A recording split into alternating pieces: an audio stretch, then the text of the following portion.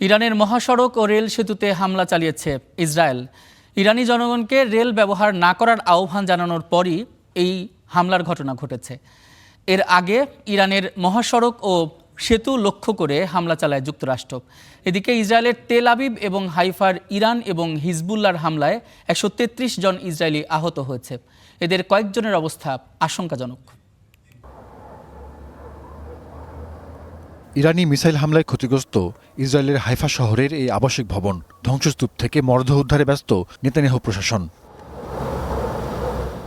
ধ্বংসস্তূপের মধ্যে অবিস্ফোরিত মিসাইল থাকায় তৈরি হয় ঝুঁকি। আশেপাশের বাসিন্দাদের নিরাপদে সরিয়ে নেয় পুলিশ।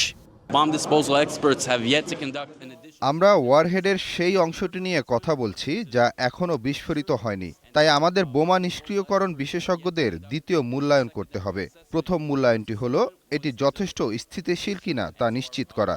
দ্বিতীয় মূল্যায়নটি হবে আমরা এখানে একটি নিয়ন্ত্রিত বিস্ফোরণ ঘটাবো কিনা। বিকট বিস্ফোরণের শব্দ শোনা গেছে রাজধানী তেল আবিবেও। সাইরেন শুনে দ্রুত নিরাপদ আশ্রয়ে ছোটেন ইসরায়েলিরা। ইরানেও চলছে মার্কিন ইসরায়েল বাহিনীর যৌথ হামলা। মধ্যাঞ্চলীয় শহর কোম ও তেহরানের শরীফ প্রযুক্তি বিশ্ববিদ্যালয়ের ডেটা সেন্টারে হামলা চালিয়েছে ইসরায়েল। দুর্ভাগ্যবশত শত্রুরা বিশ্ববিদ্যালয়ের একটি ভবনে হামলা চালিয়েছে, যার ফলে ভবনটি ক্ষতিগ্রস্ত হয়েছে।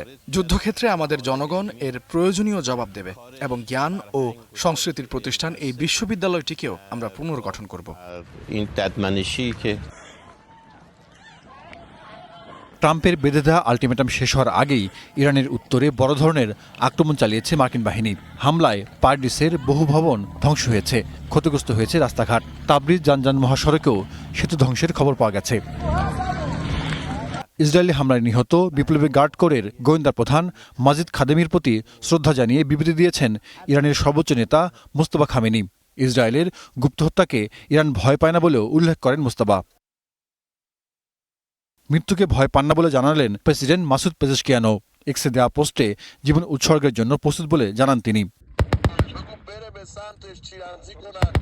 এদিকে পাইলটকে উদ্ধার অভিযানে ধ্বংস হওয়া মার্কিন যুদ্ধ বিমানগুলো ইরানের আঘাতেই ধ্বংস হয়েছে বলে দাবি করেছে তেহরান পুলিশ।